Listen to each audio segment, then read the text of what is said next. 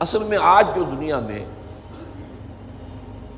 جو creation of universe کا تصور ہے، جو تقریباً اب متفق علیہ ہے،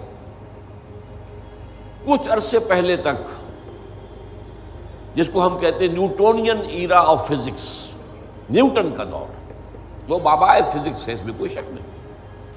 بابائے طبیعیات جو ہے وہ نیوٹن ہے، اگرچہ اس کے بعد ایک انقلاب عظیم آئنسٹائن کے ذریعے سے آیا۔ اب یہ آئنسٹائن کا دور ہے جس میں ہم سانس لے رہے ہیں، لیکن یہ کہ بابائے طبیعیات نیوٹن۔ اس نیوٹونین فزکس نے جو تصورات پیدا کیے تھے، اس کا ذہن میں یہ نقشہ تھا کہ یہ کائنات ہمیشہ سے ہے اور ہمیشہ رہے گی، مادہ ہمیشہ سے ہے اور ہمیشہ رہے گا، میٹر از انڈسٹرکٹیبل، مادہ ختم ہو ہی نہیں سکتا، وغیرہ وغیرہ وغیرہ وغیرہ، ہماری تفصیل میں نہیں جا سکتی۔ آج ہمیں معلوم ہو گیا ہے، اور اس پر اجماع ہے تقریباً فزکس کا اور کافی عرصے سے، this universe has a beginning, اور اس کو نام دیا گیا بگ بینگ۔ کتنے بلینز اینڈ بلینز اگو، ایئرز اگو، ایک بہت بڑا دھماکہ ہوا تھا، بگ بینگ، اور اس سے کائنات کا آغاز ہوا۔ اور نمبر دو، اس کا ایک اینڈ بھی ہے، الی اجل مسمى، جسے قرآن کہتا ہے۔ یہ کائنات ہمیشہ کے لیے نہیں ہے، الی اجل مسمى، ایک خاص مدت معینہ تک یہ رہے گی، اس کے بعد خاتمہ ہو جائے گا اس کا، یہ ہمیشہ کی نہیں۔ تو بگ بینگ سے جو ایک نظریہ شروع ہوا کہ شروع میں کیا تھا، ذرات تھے، بہت چھوٹے بہت چھوٹے بہت چھوٹے بہت چھوٹے، فوٹونز، ان میں حرارت اتنی تھی، ٹریلینز ڈگری آف فارنہائٹ یا سینٹی گریڈ جو چاہیں کہیں، and they were running away from each other. یہ تھی first stage of the creation of this material world. پھر یہ ذرات جو ہیں یہ مل جل گئے، اس سے گیلیکسیز وجود میں آئی، گیلیکسیز ایک دوسرے سے بھاگ رہی ہیں، آج بھی مانا جا رہا ہے ایکسپینڈنگ یونیورس، یہ کائنات ابھی پھیل رہی ہے، اور گیلیکسیز کے درمیان فاصلہ بڑھ رہا ہے۔ اور بڑی پیاری مثال دی جاتی ہے کہ اگر ایک غبارہ ہو، اس غبارے کے اوپر آپ نے کوئی ڈاٹ لگا دیے، اس غبارے کو جتنا پھیلائیں گے پھولائیں گے تو وہ ڈاٹس بھی ایک دوسرے سے بڑھتے چلے جائیں گے، فاصلہ ان کا بڑھتا جائے گا۔ پہلے غبارہ اتنا تھا، اب اتنا ہو گیا، تو وہ جو دو ڈاٹس کے درمیان فاصلہ اتنا تھا وہ اتنا ہو گیا۔ تو theory of the expanding universe, Iqbal نے کہا ہے یہ کائنات ابھی ناتمام ہے شاید، کہ آ رہی ہے دمادم صدائے کن فیکون کن فیکون۔ ابھی تو جیسے کہ قرآن مجید میں آیا بھی ہے، ہم اپنی خلق میں ہم وسعت کر دیتے ہیں جو جتنا چاہتے ہیں، وَنَزِيدُ فِي الْخَلْقِ مَا نَشَاءُ، یہ تخلیق جو ہے بھی جاری ہے۔ بہرحال اس کے بعد وہ دور آیا کہ پھر یہ گیلیکسیز کے اندر یہ کرے بنے اور سٹارز بنے، اور پھر وہ کرے ٹھنڈے ہونے شروع ہوئے۔ انہی میں سے ایک کرہ ہمارا یہ زمین ہے۔ یہ آگ کا کرہ تھا، آگ کا جیسے سورج ہے، لیکن ٹھنڈا ہوا، ٹھنڈے ہونے سے یہ سکڑا، تو اس پر اونچائیاں اور نیچائیاں پیدا ہوئی۔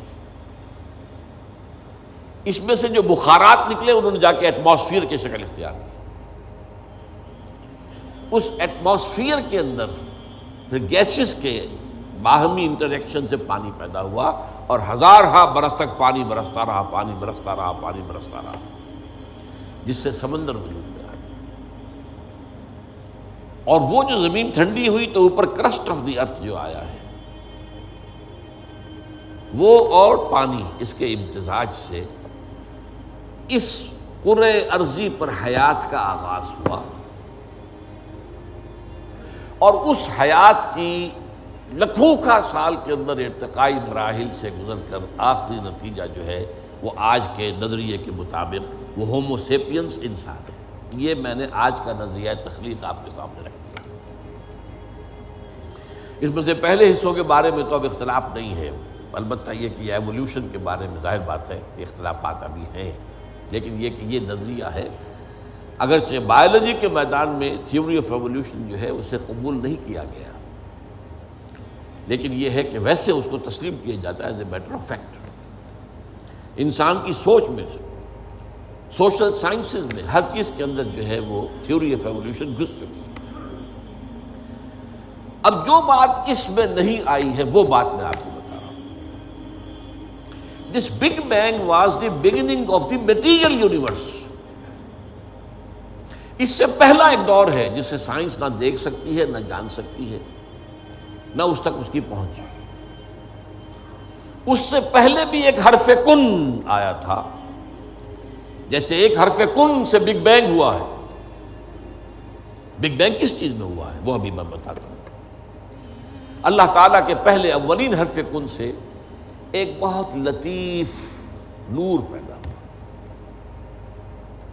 یہ لطیف نور کیوں کہہ رہا ہوں؟ اس میں حرارت نہیں تھی، حرکت بھی نہیں تھی،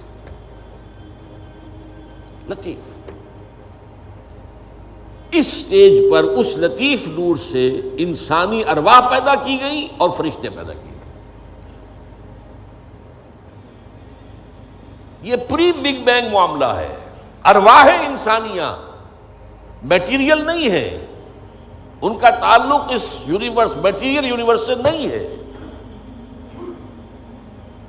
یہ تو بگ بینگ سے پہلے کی بات ہے، فرشتے اور ارواح انسانی۔ جسد نہیں تھا، صرف روحیں تھیں، لیکن ہر ایک کی روح تھی۔ آدم سے لے کر آخری انسان جو آئے گا دنیا میں قیامت سے تب پہلے تک، سب کی ارواح موجود تھی، اور ان سے عہد لیا تھا اللہ نے، الستُ بربکم قالوا بلی۔ اب جو آدمی اس بات کو نہیں مانتا وہ کیسے سمجھے گا کس سے عہد لیا تھا؟ جدید دور کے ایک مفسر نے لکھا اپنی تفسیر میں، یہ عہد انسان کی تخلیق سے قبل عالم غیب میں لیا گیا۔ میں نے ان سے عرض کیا کہ حضور یہ تو جملہ آپ کا محمل ہے، جو شے پیدا ہی نہیں ہوئی اس سے کیسے عہد لے لیا؟ عہد و معاہدہ تو ہوتا ہے جو موجود ہے، اور پھر اس میں بھی یہ الفاظ آتے ہیں، میں بقائمی ہوش و حواس یہ اقرار کر رہا ہوں، فل کانشسنس، سیلف کانشسنس کے ساتھ آدمی ایک عہد کرتا ہے، ایک اقرار کرتا ہے، ایک معاہدہ کرتا ہے۔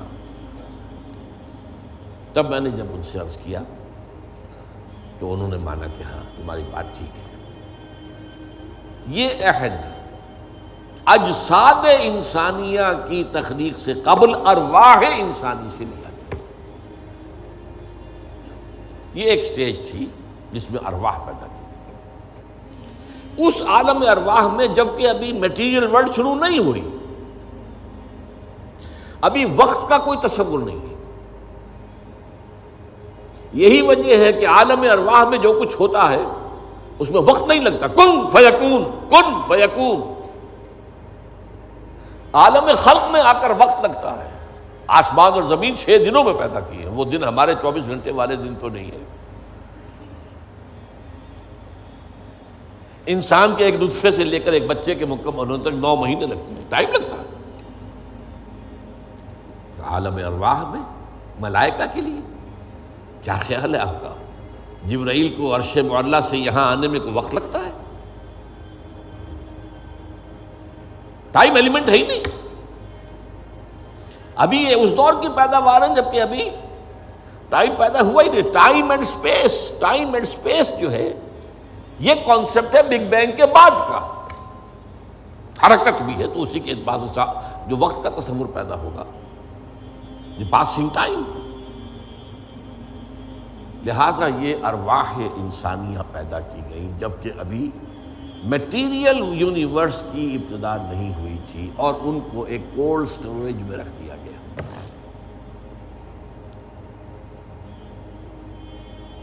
اب اس کے بعد وہ لمبا سفر،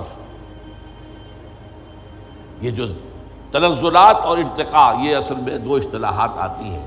ہمارے پرانے فلسفیوں نے بھی تو آخر کوشش کی تھی نا، سائنس تو ابھی نہیں تھی، سائنس کا تو ابھی تک جو ہے معلومات کا دائرہ بہت ہی محدود تھا، لیکن یہ ہے کہ تنزلات ستہ، تنزلات خمسہ، الاحد سے الواحد وغیرہ، یہ ذہنی خیالات تھے، یا عقل اول سے فلک اول اور عقل ثانی پیدا ہوئی، عقل ثانی سے فلک دوم اور عقل ثالث پیدا ہوئی، تو 9 افلاک اور عقول عشرہ، یہ ہمارے پرانے فلسفی جو ہے متکلمین، ان کے ہاں آپ کو الفاظ مل جائیں گے جن کی نہ کوئی سند قرآن میں ہے، نہ حدیث میں ہے، کوئی سوال ہی نہیں، نہ سائنس اس کی کوئی تائید کرتی۔ جو بات میں عرض کر رہا ہوں اب اس کے اعتبار سے آپ کو سائنس کے درمیان اور اس پورے تصور کے درمیان معلوم ہوگا کہ ہم آہنگی ہے، مکمل ہم آہنگی، جبکہ ابھی صرف نور، اور نور بھی اس میں نہ حرارت نہ حرکت، ارواح انسانیہ کا اور ملائکہ، پھر وہ بگ بینگ، اور وہ جو عرصہ گزرا ہے جس میں کہ حرارت، شدید ترین حرارت، اس دور میں جنات پیدا کیے گئے۔ اب قرآن مجید کہتا ہے وَلَقَدْ خَلَقْنَا الْإِنسَانَ مِنْ صَلْصَالٍ كَالْفَخَّارِ وَخَلَقْنَا الْجَانَّ مِنْ مَارِجٍ مِنْ نَارٍ، آگ کی لپٹ سے، اور ایک جگہ فرمایا ہم نے آدم سے بہت پہلے جنات کو پیدا کیا تھا، وَالْجَانَّ خَلَقْنَاهُ مِنْ قَبْلُ مِنْ نَارِ السَّمُومِ، سموم کہتے ہیں وہ جو ہوا بعد سموم جس میں جلتی ہوئی آگ ہوتی ہے، لو، سخت صحرا کی لو، اس کا تصور کیجیے آپ، اس کی آگ سے، اس کی حرارت سے جنات پیدا کیے۔ یہ جنات جو ہے اس زمین کی پیداوار نہیں ہے، مٹی کی پیداوار نہیں ہے، یہ ایک لطیف تر شے ہے ہم سے۔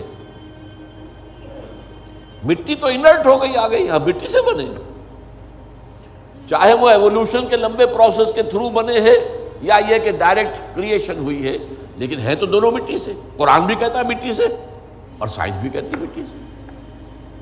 From the clay, crust of the earth, اور قرآن بھی کہتا ہے وَجَعَلْنَا مِنَ الْمَاءِ كُلَّ شَيْءٍ حَيٍّ، ہر شے میں حیات جو ہے، اس حیات کا منبع اور سرچشمہ پانی ہے۔ مادہ تخلیق جو ہے حیوانات ارضی کا، جن میں انسان بھی شامل ہے، وہ تو ہے مٹی، لیکن منبع حیات پانی۔ فَجَعَلْنَا مِنَ الْمَاءِ كُلَّ شَيْءٍ حَيٍّ، اور یہی سائنس کہتی ہے کہ سمندر کے کنارے پر، دلدلی جگہوں پر، وہاں کیا ہوتا تھا کہ ابھی پانی پیچھے ہٹ گیا ہے، پھر پانی آ گیا ہے، پھر پھٹ گیا ہے، یہ تعامل چل رہا ہے، اور اس کے نتیجے میں وہاں جو کیمیکل کمپاؤنڈز تھے، اس کے بعد آرگینک کمپاؤنڈز بنے، اس کے بعد اسی کے اندر جو ہے جو حیات کا جرثومہ پیدا ہوا، ایک سیل امیبا، یہ ان کا کہنا ہے۔ میں اس وقت اس کی نہ تصدیق کر رہا ہوں نہ تردید کر رہا ہوں، جو بتا رہا ہوں آپ کو کہ دونوں کا ایک یہ جو ہے بات متفق علیہ ہے کہ مٹی سے اور پانی سے بنے، اس میں کوئی اختلاف نہیں۔ اب یہ سلسلہ جو چلا ہے، اب وہی کہانی جو ہے دہرائی جا رہی ہے، وہی ایک سیل سے رحم مادر میں بچہ پروان چڑھ رہا ہے، جو ہو سکتا ہے 9 ملینز آف ایئرز میں ہوا ہو۔ ایک جرثومے سے لے کر انسان تک کا معاملہ وہ رحم مادر میں 9 مہینے میں ہو رہا، یہ سیم پروسیس، سنگل سیل، اور اس کے یہ مراحل ہیں۔ تو زندہ تو ہے، نطفہ بھی زندہ، علقہ بھی زندہ، مضغہ بھی زندہ، ماں کی طرف سے آنے والا بیضہ بھی زندہ، مرد کے نطفے اور ماں کے بیضے سے امتزاج سے وجود میں آنے والا زائگوٹ، نطفۃ امتحان، وہ بھی زندہ۔ لیکن جب 120 دن ہو جاتے ہیں تو اب یرسل الملک، اب وہ فرشتہ بھیجا جاتا ہے، وہ رحم مادر میں، وہ روح، اس کی روح، میری روح جو وہاں تھی، وہ لا کر میری والدہ کے رحم میں وہ جو میرا حیولہ وجود میں آیا تھا اس کے اندر پھونکی گئی ہے، تب میں بنا ہوں، میرا وجود انسان کی شکل اختیار کیا ہے۔ یہ ہے در حقیقت قرآن مجید کا جو حقیقت انسان